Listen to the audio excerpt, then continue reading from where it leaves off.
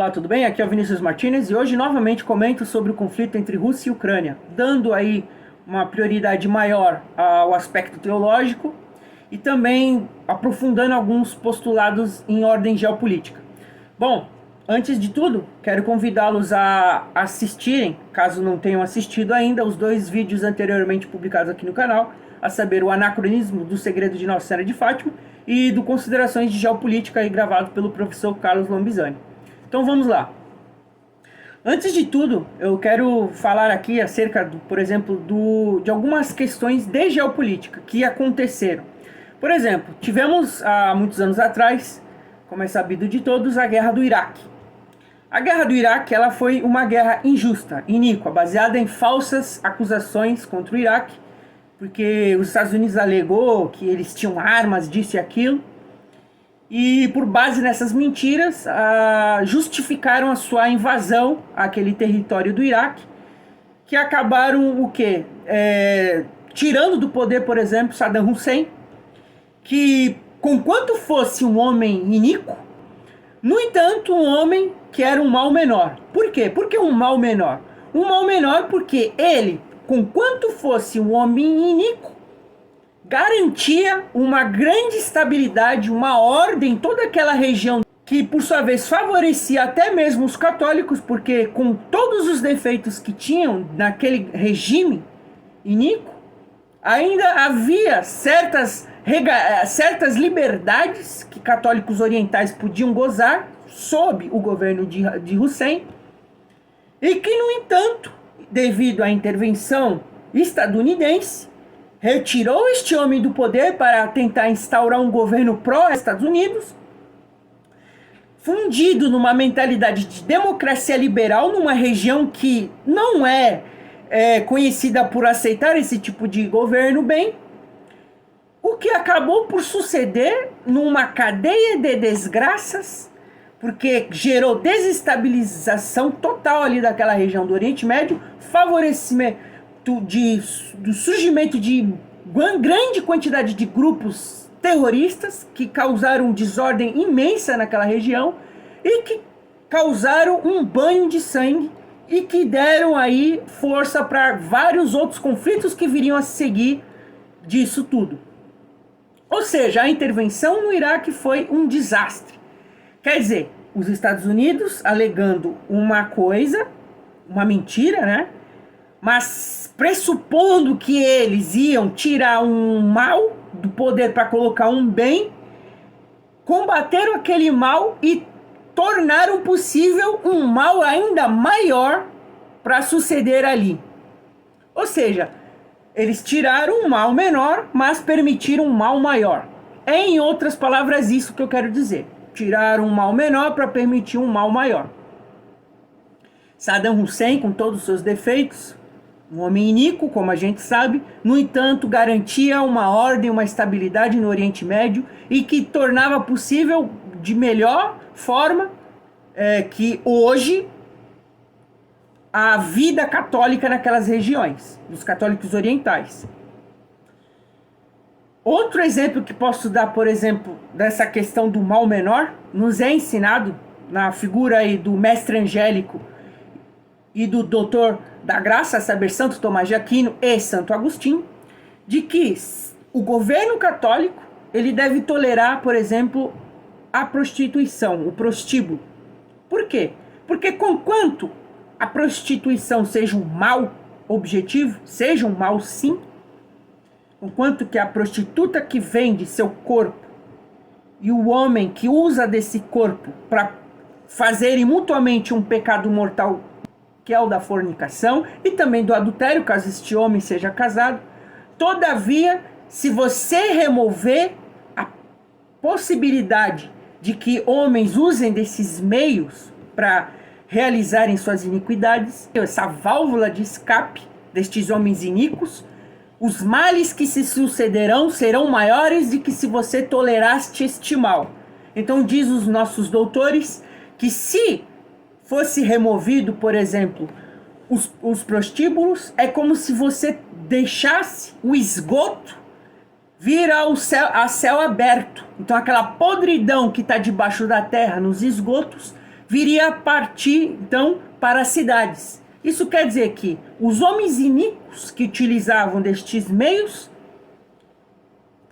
que utilizam das prostitutas, poderiam usar das suas iniquidades para, por exemplo, talvez assaltar uma virgem, uma mulher casada, e com isso causar um mal ainda maior. Enquanto isso, se você permite, tolerando, mas reconhecendo que aquilo é um pecado, é um mal, no entanto, tolerar este mal vai fazer com que os iníquos que pecariam de qualquer modo utilizem de um mal que não vai afetar pessoas inocentes. Então essa sabedoria dos nossos doutores mostram que há males que devem ser tolerados. O mesmo aplica ao tocante lá do Saddam Hussein. A mesma coisa também podemos ver com relação à Rússia. Que é a Rússia de Putin? Putin, ele representa um neoquizarismo de cunho nacionalista. Putin não é flor que se cheire. No entanto, por mais que Putin não seja um santo, ainda assim o seu governo é um mal menor comparado aos governos que temos no Ocidente. Porque, com efeito, ainda que a Rússia, por exemplo, seja um lugar de grande iniquidade, porque, por exemplo, a Rússia tem uma grande quantidade de máfias, de gangsters, tem um grande mercado de prostituição, porque, com efeito, é sabido que as prostitutas russas e ucranianas são muito cogitadas nesse mercado perverso. Assim como também há uma grande questão de tráfico dentro desses países. No entanto, ainda que tenha estes males lá, Putin tem políticas que fazem possível resistir a estes males dentro do país dele. Porque Putin, ele, por exemplo, tem políticas que proíbem, por exemplo, a própria pornografia.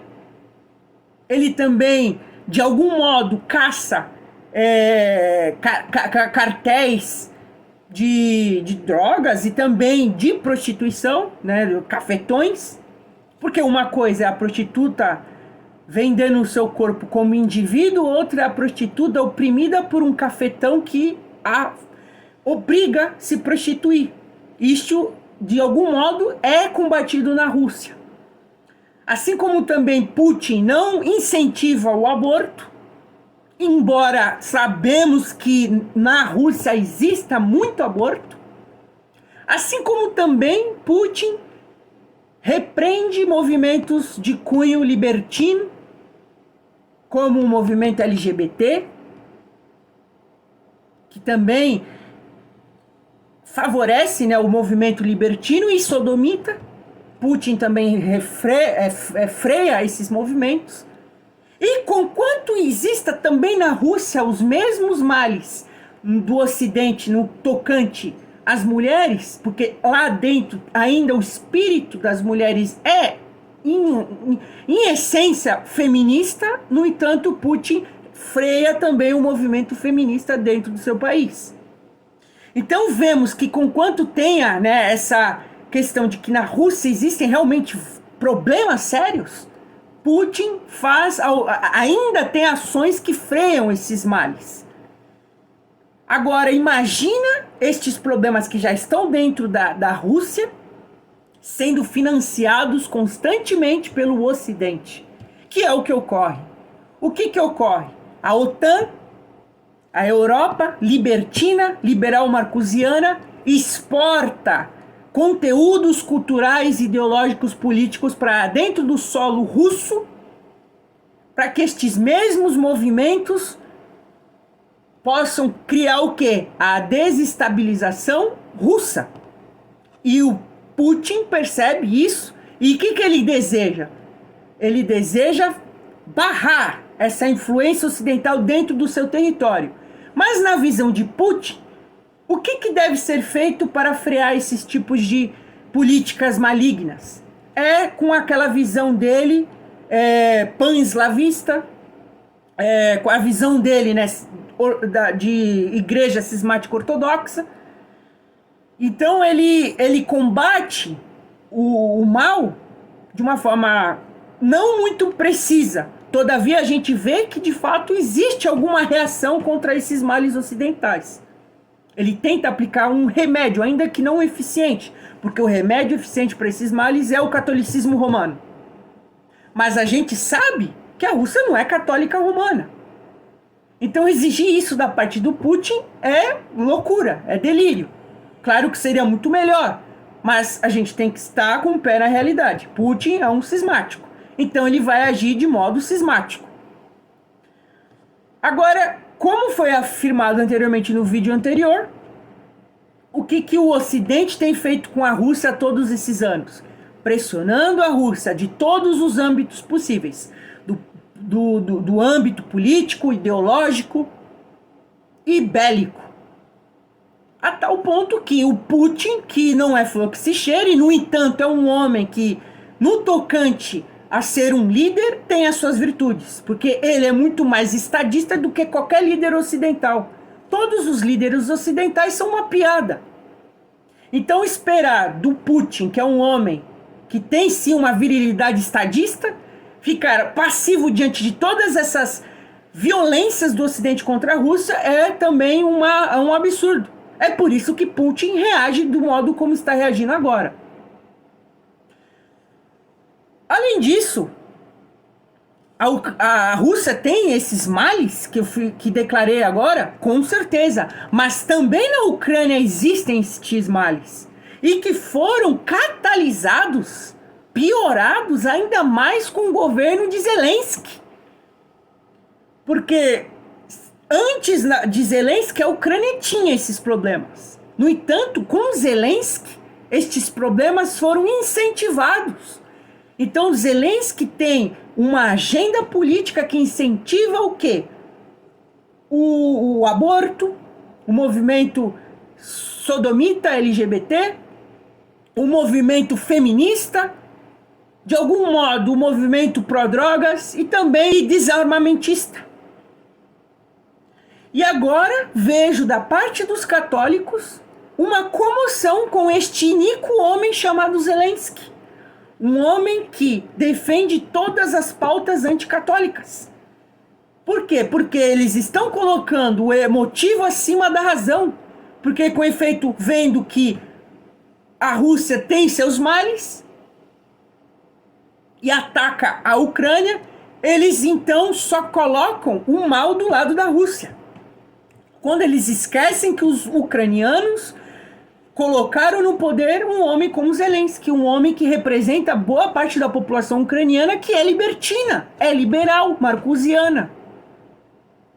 Então esse discursinho de coitadinho dos ucranianos, que não sei o quê, na maioria das vezes é injusto, porque está desconsiderando de que os ucranianos são libertinos.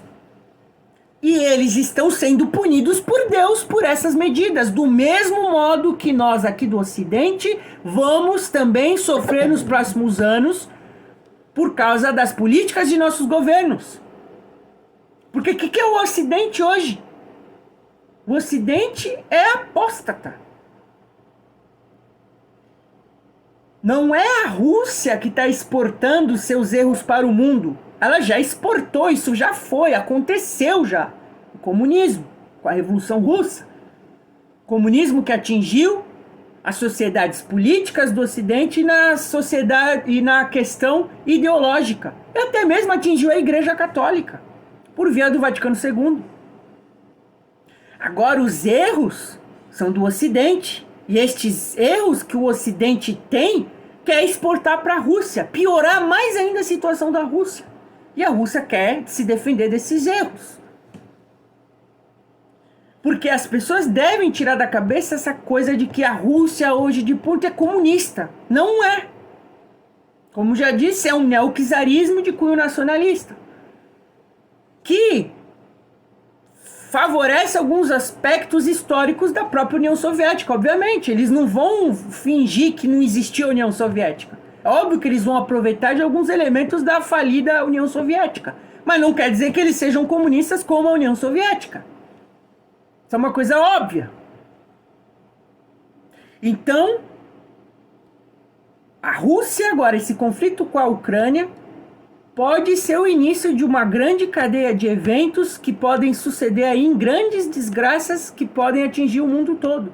Deus utilizará da Rússia e também da China para punir o mundo de seus crimes contra Deus. Ainda que a Rússia e a China não representem o quê? O bem.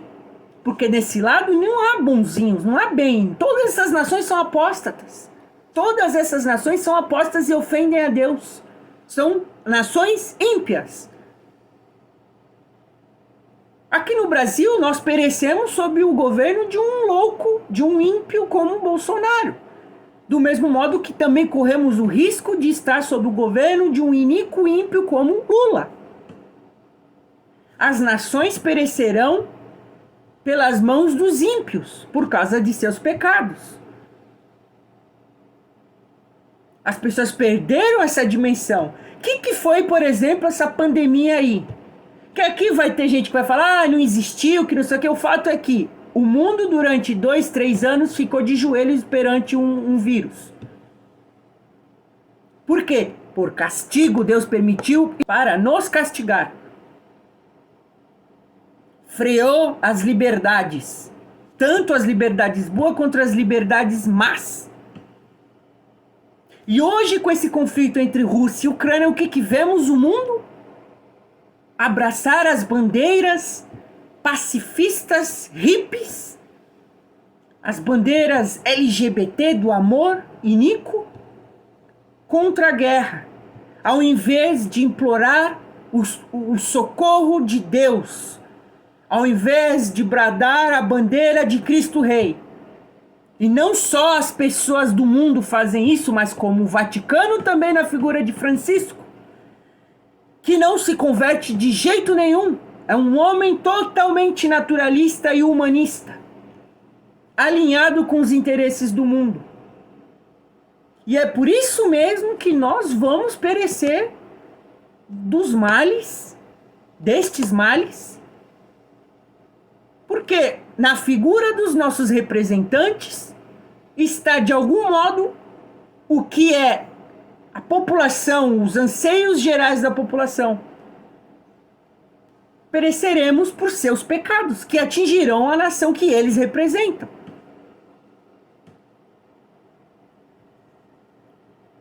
Então, essa guerra que está acontecendo agora,